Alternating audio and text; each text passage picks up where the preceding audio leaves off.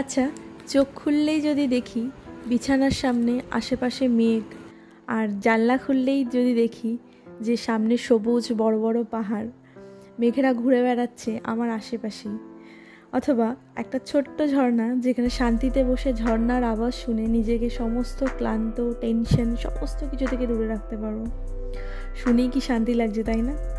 সত্যি জায়গাটা কিন্তু শান্তিরই ছিল। যাই হোক, কোথা থেকে শুরু করব বুঝতেই পারছি না।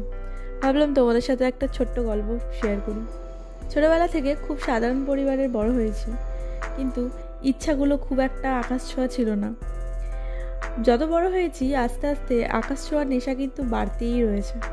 ছোট থেকে আমার পরিবারের ভাই বোনগুলো এদিক ওদিক ঘুরতে গেলেও আমার সেরকম একটা স্বাধীনতা ছিল না।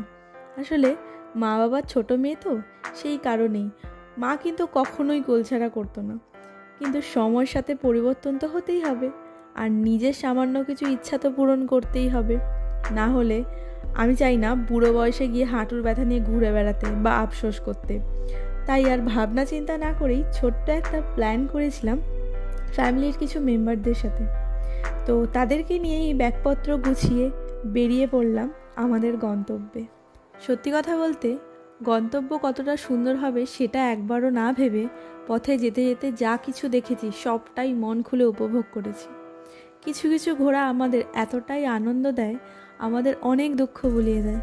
আমরা আবার নিজের মতন করে বাঁচতে শিখি। জীবনে প্রথমবার পাহাড়ে গেছি, তাই আমার এক্সাইটমেন্টটা অনেক বেশি ছিল। আমাদের ট্রেন ছিল শিয়ালদা থেকে, এবং রাতের বেলা ডিনার করে আমরা শুয়ে পড়ি। ঘুম কিন্তু আসছিল না, না আসাটাই স্বাভাবিক, তাই না? সকালের আলো ফুটতেই চারপাশটা সবুজ সবুজ এবং অল্প কিছু চা বাগান চোখে পড়ল। এরই মধ্যে আমরা পৌঁছে গেলাম নিউ জলপাইগুড়ি স্টেশনে। এরপর ওখান থেকে একটা গাড়ি নিয়ে রাস্তার দুধারে সুন্দর দৃশ্য দেখতে দেখতে এগিয়ে চলছিলাম আমাদের গন্তব্যের দিকে। যাই হোক, চারপাশটা দেখো কত সুন্দর ওয়েদার। আর ওয়েদারের কথা বলতে গেলে একটা কথা বলতেই হয়, যারা দার্জিলিং ঘুরেছো তারা অবশ্যই এখানকার ওয়েদার উপভোগ করেছো। এত ম্যাজিক্যাল ওয়েদার বলার কথাই না। কখনো রোদ, কখনো বৃষ্টি, আবার কখনো মেঘ কুয়াশার সামনে থেকে ভেসে বেড়াচ্ছে। যেতে যেতে খিদা পেয়ে গেছিলো, তাই আমরা নিয়ে নিয়েছিলাম ম্যাগি আর চা। ওদের এক্সপ্রেশন দেখো, ভালো না লাগলেও বলছে ভীষণ ভালো। যাই হোক, চাটা খুব একটা ভালো ছিল না, বাট ম্যাগিটা খুব ভালো লেগেছে। এরপর রুমে পৌঁছেই আমরা 1 কাপ করে চা খেয়ে নিলাম এবং ফ্রেশ হয়ে চলে গেলাম লাঞ্চ করতে।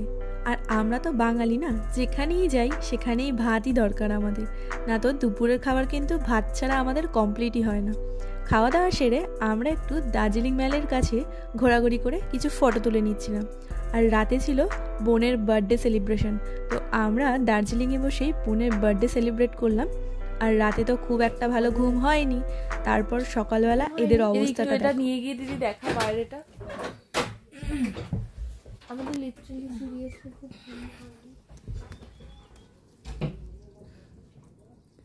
মনি, সামনে যত সৌন্দর্য সেটা সত্যি ফোনে বোঝা যায় না, এই সৌন্দর্যটা।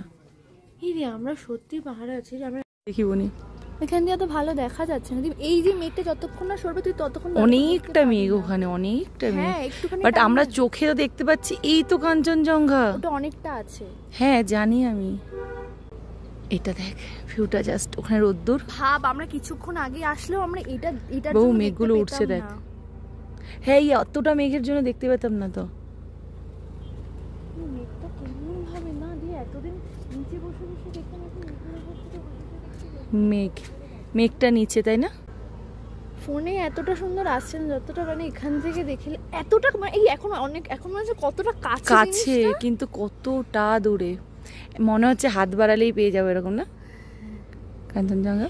দি পুরো মেঘটা সরছে। আমার দুটো দিদি যে কি করছে নিচে আমি বুঝতে পারছি, আমার রাগ উঠছে। সামনে কাঞ্চনজঙ্ঘা দেখতে দেখতে চা খেতে পারবো কোনো মানে বিয়ে ছিল না? এতক্ষণে কি মেঘটা ছিল? 1 কাপ চায় হাতে কাঞ্চনজঙ্ঘা, 1 কাপ চায় হাতে কাঞ্চনজঙ্ঘা। আমি বলতেও পারছি না আমার এত। যাই হোক, জীবনে হাসি ঠাট্টা তো থাকবেই, তো ভিডিওটা অনেক লং হয়ে যাচ্ছে, আরও যেখানে যেখানে সাইট সিন ঘুরেছি, যেখানে যেখানে গেছি, সেই জিনিসগুলো তোমাদের সামনে তুলে ধরবো। তো ভিডিওটা তোমাদের কেমন লাগলো জানিও, আর ভিডিওটা ভালো লাগলে অবশ্যই লাইক করো আর কমেন্ট করো। আর ভিডিও শেষে আরেকটা কথা বলতে চাই, জীবনটা খুবই অল্প আমাদের, তাই জীবনে মানে সুস্থভাবে বাঁচার জন্য অবশ্যই ঘোরাফেরা অবশ্যই প্রয়োজন আছে। কারণ হিসাবটা আমাদের শেষ বয়সে গিয়ে হয় যে আমাদের জীবনে আমরা কতটুকু মুহূর্ত উপভোগ করলাম, কতটুকু মুহূর্ত দুঃখ পেলাম, কতটুকু মুহূর্ত আনন্দে থাকলাম, সমস্ত কিছু। কথাগুলো বলতে একটু কষ্ট হচ্ছে, যাই হোক কথাগুলো জড়িয়ে যাচ্ছে। আগেও বলেছি নিজেদের ভালো থাকার দায়িত্বগুলো নিজেকেই নিতে হবে। হ্যাঁ, অবশ্যই নিজেকে নিতে হবে।